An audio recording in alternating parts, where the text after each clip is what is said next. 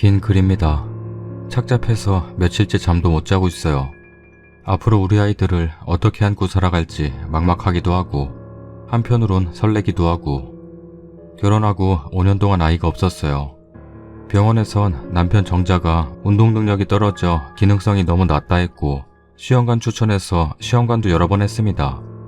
노력했지만 안 돼서 한 3년 차 때부터는 마음 놓고 살았는데 어떻게 기적이라는 말이 저에게도 있는 건지 예쁜 딸아들 쌍둥이가 왔네요.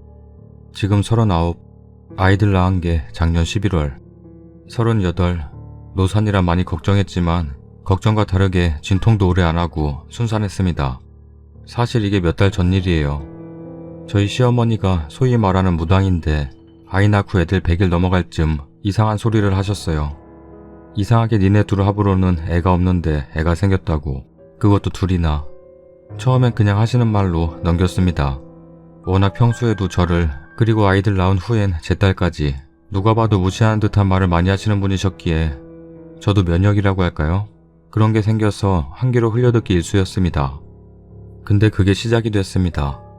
남편이 올 봄 한 3월쯤부터 계속해서 친자 확인을 요구했습니다. 어머니가 계속 어디서 다른 씨로 애를 배운 거라고 하셔. 나도 스트레스 받는데 애들도 나랑 닮은 구석이 너무 없다. 하면서요. 저나 남편이나 미신을 믿지 않아서 남편도 그냥 무시하려니 했는데 어느 순간부터 자꾸만 아가들과 자신의 차이점만 찾고 있었습니다. 닮은 점이 왜 없겠나요? 발바닥 점도 아버지 닮아 똑같은 곳에 있고 입꼬리 올라간 것과 크기도 피부도 당신 닮아 흰데 차이점만 찾으려고 하니 차이점만 보이는 거지. 두 아가들 다 눈만 저를 닮았습니다. 저는 쌍꺼풀 있는 눈이라서 임신했을 당시 제발 눈만 저를 닮게 해달라고 열심히 기도했는데 정말 눈은 제 눈을 닮아 나와줘서 너무 고마웠습니다. 남편 눈은 정말이지 너무 작고 예쁘지 않아서. 그 친자 확인 때문에 몇 날 며칠을 싸웠습니다. 결국 지쳐서 하겠다고 했습니다. 대신 어떤 결과가 나와도 난 이혼하겠다고. 친자 확인하러 가면서 이혼 서류 같이 내고 오자며 서류 들이밀었습니다. 내가 당신과 당신 어머니의 말에 얼마나 상처를 받았는지 얼마나 큰 수치심을 느꼈는지 흐느끼며 설명하고 내민 이혼 서류였는데 돌아오는 대답은 네가 뭔가 자신이 없으니까 검사 전에 이혼하자는 거지? 라는 말뿐이었습니다. 너무 상처받았죠. 그 뒤로 남편은 그냥 아이들을 아예 자식이 아닌 걸로 단정 지어버리더군요. 단 한 번도 들여다보지 않고 애가 울면 쳐온다며 막말하고 시끄럽다고 나가라 하고. 그때 마음 돌아섰습니다. 이튿날 바로 아가들 데리고 친정으로 왔죠. 아가들 머리카락 그거 몇 가닥 뜬다고 눈물 뚝뚝 흘리며 핀셋으로 하나하나 뽑는데 제 자신이 왜 그렇게 초라했을까요? 아가들에게도 어찌나 미안하던지. 친자 확인, 뭐 한 번도 생각하지 못했던 일이라 어떻게 할 수 있는 건지 몰라 인터넷 찾아가며 준비했습니다. 지퍼백에 아들 딸 이름 적어서 나눠 10대 가닥 뽑아놓고 이혼 서류 작성해서 도장 찍어 같이 넣고 당신은 이제 아가들 아빠 아니고 나도 우리 아가들 아빠 없이 키우는 거 가슴 아프니 할 수 있는 한 재혼에 최대한 힘쓸 거라며 혹시나 재혼이 힘들더라도 너 같은 아빠 두고 살게 하느니 내가 2배로 사랑해주는 게 100번 1000번 나을 것이며 2번 다시 근처 얼씬거릴 생각도 하지 말라는 편지 동봉해서 후에 증거물에 포함될까 사진 찍은 후 보냈었죠. 너무 힘들었는데 제가 뭘로 버틴 줄 아세요? 사실 인간적이지 않을 거라 생각하시는 분들도 계시겠지만 아가들이 아니었습니다. 결과 보고 당신 인생에 다시는 없을 불가능한 그 자식들, 당신 손으로 버린 거 후회하는 그 표정, 그거 하나 상상하면서 버텼습니다. 저. 아니나 다를까 몇 주나 지났던가 연락이 오더라고요. 한번 만났습니다. 아주 사색이 된 얼굴이 보기 좋더군요. 날 그렇게 무시하고 창문 취급하고 내 아이들을 더러운 애 취급하며 내뱉던 그 입을 할 수만 있다면 도려내버리고 싶었습니다. 세상에 내 마음대로 누군가를 사라지게 할 수 있다면 그건 남편이랑 시어머니일 거라고 말할 정도로 용서가 안 됐습니다. 엄마 때문이다. 엄마도 미안하게 생각한다. 엄마가 이제 신발이 떨어진 건지 자책 많이 하신다며 구구절절 엄마 핑계. 물 한 바가지 뿌려 죽을 걸 그랬나요? 그러지 못한 게 지금 후회되네요. 그냥 거기서 당신이 어떤 표정 짓고 있을지 궁금해서 나온 거라 했습니다. 왜 그렇게 웃음이 나던지. 미친 사람처럼 피식피식 웃음 찾느라 혼났네요. 그렇게 소송 준비하라는 말만 남기고 잡는 손 뿌리치면서 나오고 그 뒤로 연락 오는 거 일치 안 받았고 친정에도 찾아오는 바람에 그냥 작은 방 하나 얻어서 아가들만 보며 나와 살고 있습니다. 아이들에게 너무 미안하지만 남편하고 살 때보다 훨씬 더 행복하네요. 친정엄마도 미친 사람들 취급하면서 경찰 부르고 잘 대응하고 있고, 그 사람들 찾아오면 최대한 동영상이나 여의치 않으면 녹음으로 남기라고 휴대폰 사용법도 알려드렸습니다. 한 번은 막무가내로 집 들어와 이방저방 헤집는 거, 엄마가 동영상 촬영하는데 뭐 찍냐며 남편이 엄마 휴대폰 뺏어 던지는 바람에 액정이 깨져버린 적도 있었죠. 액정 갈고 영수증도 남겨놓고, 영상도 그 외 집 밖에서 행패 부린 거 녹음한 거, 밤늦게 술 마시고 집 밖에서 소리질러 경찰 3차례 부른 통화 기록 다 수집해놨습니다. 저 그래도 근 2년 전까지는 나름 잘나가는 직장인이었습니다. 임신 사실 알자마자 중견기업 팀장 자리 내려놓고 임시 휴직 중입니다. 출산휴가와 육아휴직 쌍둥이라 2배로 받아서 아직까지 휴가 중인데요. 한편으론 이제 40인 나이에 사실 복직이 가능할까 싶기도 하고 불안하네요. 제가 남편하고 결혼해서 박대당하고 산 거 바보 맞지만 자책 많이 하고 정신 차렸습니다. 아이들 덕에 더욱 확고하고 정신줄 잡았어요. 사실 친자 확인 얘기 나왔을 때 이미 이혼 예감했고, 아이들을 위해서 남편의 말들, 폭언들, 애들 데리고 나가라고 한 것과 자신 있으면 친자 확인하자는 거, 어떤 놈이랑 놀아놨냐, 동네방네 씨바지 등등 다 녹음했습니다. 통화는 자동 녹음이라 시어머니가 입에 닳도록 말하는 니들 합에는 애가 없다, 이상하니 친자 확인해보자 하는 내용도 녹음돼 있습니다. 일단은 닥치는 대로 박박 긁어모아 지금은 변호사 선임도 마친 상태입니다. 변호사님께서도 이 정도면 결혼 상태 유지가 불가능하다 판단돼 충분히 승소할 수 있고, 친권은 물론 위자료도 양육비도 전부 청구 가능하다고 하셨습니다. 이제 소송만 남았죠. 한 가지 걸리는 게 남편은 제가 휴직 중이란 사실을 모릅니다. 시어머니나 남편 둘 다 제 임신 소식을 듣고 직장을 그만두라 닥달하여 그만둔 줄로만 알지 휴직 중이라는 생각 꿈에도 못할 겁니다. 사실 남편이 돈을 잘 안 줘요. 휴직하니 더 그러더라고요. 한도 2, 30 이렇게 걸어놓은 카드들을 줘서 그걸로 생활하고 한도 초과되면 또 한도 20짜리 카드를 주곤 했습니다. 똑같은 돈이라지만 사람 피 말라요 그거. 그래서 카드로 어느 정도 쓰고 개인적인 일은 휴직 동안 나오는 수당으로 쓰고 남는 돈 열심히 저축해놨습니다. 지금 현재까지 일할 때부터 쭉 모아놓은 저축이 한 5천만 원 정도 되고, 남편은 이 사실 모릅니다. 직장을 그만두었다고 속인 것과 몰래 적금을 들어놓은 거, 이 2가지가 이혼에 불리하게 작용될까요? 이건 변호사님께 아직 말씀드리지 않았어요. 사실 전 병원에서 아이 낳고 태어날 때 친자검사하는 거 전적으로 동의하는 사람이에요. 병원에서 아이가 바뀌는 사고도 가끔씩 번번하게 일어나니까요. 그래서일까 친자 확인에 대한 인식이 그렇게 나쁘지 않았던 사람이었어요.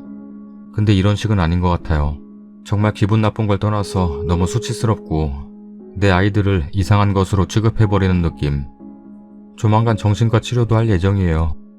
소송이 끝나면 하려 했는데 변호사님이 얘기를 많이 들어주시고 제가 너무 울분을 토하고 불면증을 호소하니 정신과 상담 감정 받으라고 웬만하면 소송 들어가기 전에 받는 게 좋다 하더라고요. 정말 분노가 조절이 안 되는 느낌이에요. 하루에도 수백 번 남편을 짓밟는 상상을 해요. 아이들이 커서 아버지라는 사람을 증오하는 모습을 상상합니다. 네, 제가 생각해도 문제 있는 것 같아요.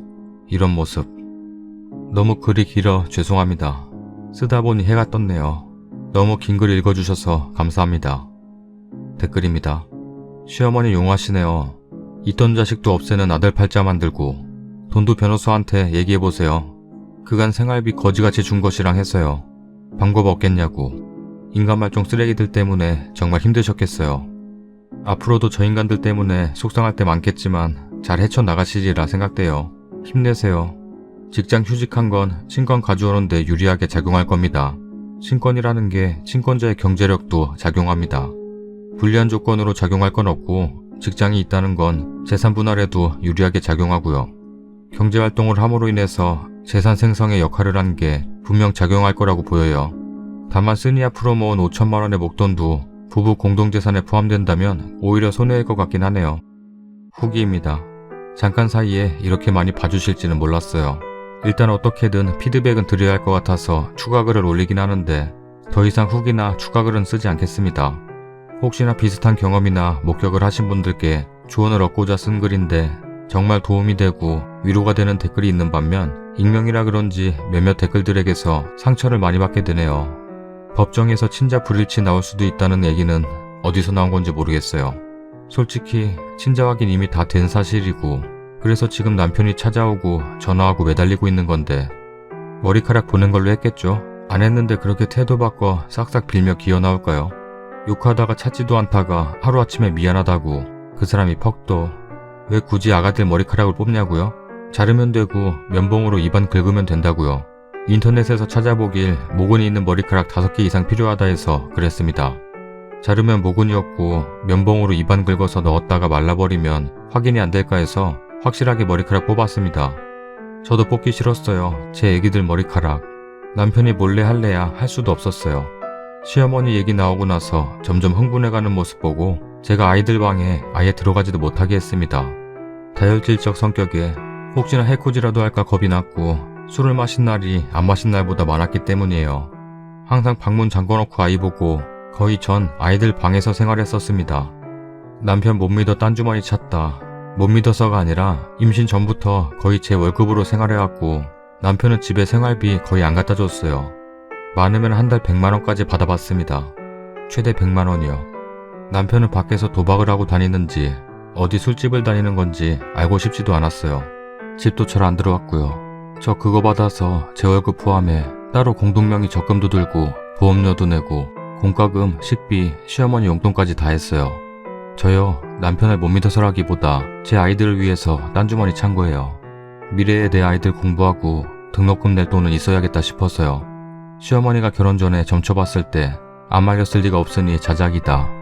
38살에 쌍둥이 아기를 자연분만으로 낳을 수 없으니 자작이고 소재가 참신해서 자작이고 왜 이런 말들을 하시는 건가요? 너무 힘들고 지쳐서 익명성 빌려 털어놓았는데 그렇게 말씀하시는 이유가 뭔지 정말 모르겠습니다. 시어머니가 결혼 전엔 당신 아들 정자에 문제가 있는 걸 몰랐으니까요. 그러니까 그런 점, 정말 점이라는 게 존재하는지 의문이지만 그런 점을 못 쳤겠죠. 정말 무슨 신기가 있는 사람으로 생각하고 댓글들 다시는 건가요? 저는 애초에 무당 안 믿습니다. 근데 이번 일로 확실해졌네요. 그런 거 더더욱이 믿으면 안 된다는 거.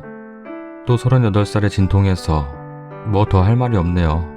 이게 그리 많이 웃기신가요? 아기도 일반 쌍둥이에 비해 더 작고 위치도 좋아서 자연분만해보자고 의사 선생님께서 먼저 제안하셨습니다. 큰 대학병원이어서 혹시나 하는 대비책이 잘 마련되어 있어서 저도 용기 낸 거고요. 여기서 제가 아기를 어떻게 낳았는지 설명하고 있자니 참 뭐하는 건가도 싶네요. 그리고 마지막으로 참신한 소재. 댓글 참 나쁘게 쓰시는 몇몇 분들에겐 이게 소재로 보이시나 봅니다. 저한테는 인생이고 생활이에요. 제발 이런 말로 더 상처내지 말아주세요. 부탁드립니다. 대충 생각나는 건 이 정도인데 인생이 개박살 났다고 댓글 달아주신 분도 생각이 나네요. 뭐 기초수급자 얘기도 있었고 댓글 하나하나 다 읽어보고 도움받고 있습니다. 힘든 상황에 처한 사람에게 그렇게 비아냥대지 말아주세요. 다음으로 좋은 말씀 해주신 분들, 위로해주신 분들 너무 감사드리고 댓글 보고 변호사님과 통화했습니다. 자세한 건 만나서 얘기하겠지만 직장은 문제될 게 없을 것 같다 하셨습니다.